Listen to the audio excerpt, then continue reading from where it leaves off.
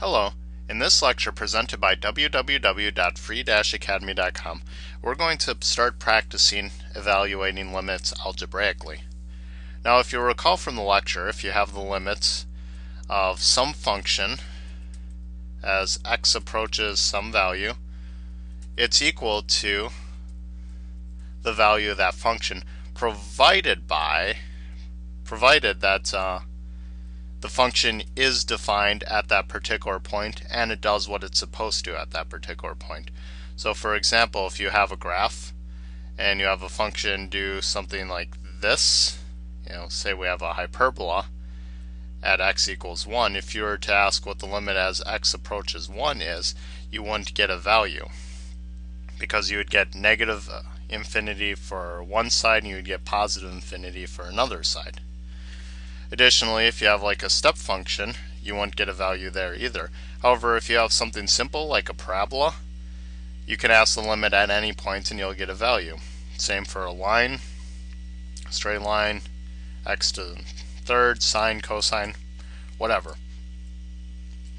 So, the point in all this is, when you see your functions over here,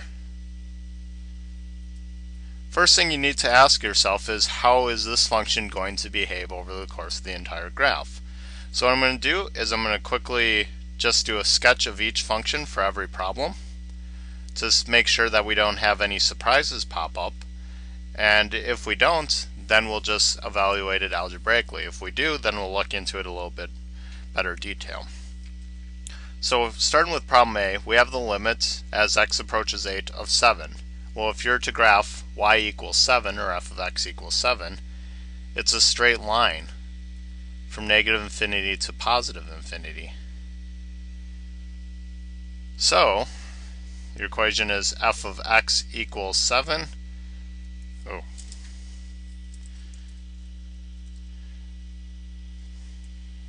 Okay, f of x equals 7, and we want to find the limit as x approaches 8. And the limits x approaches 8 of f of x is equal to 7, because it's 7 everywhere. If we could have taken the limit as x approaches negative 1, it would have been 7.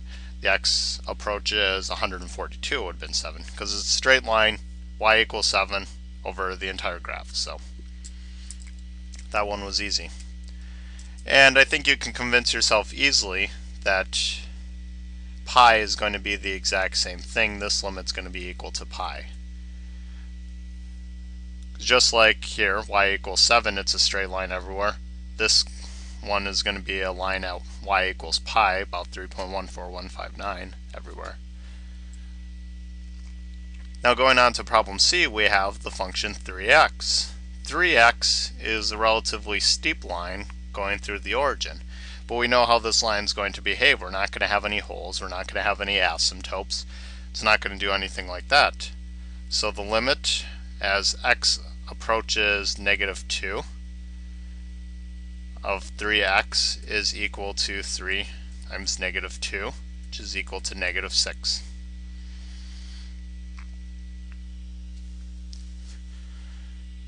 So the formula here is that if the graph is doing what you would expect it to, there's no holes or steps or any discontinuities of any type, then you just plug the value in like you're evaluating the function.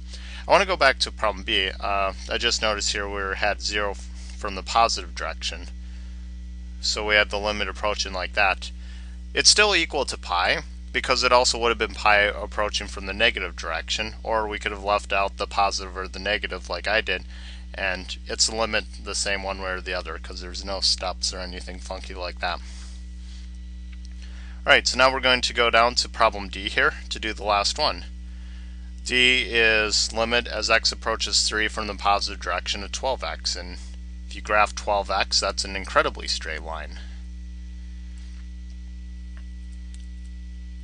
So just follow our rule here. If there's nothing funny going on, you just evaluate the function. So we'll put 3 in for x and we get 36. And that's the same limit coming from the positive, negative, or the same just because, that's how the function behaves. We'll go on and we're going to do more complicated problems in the following lectures.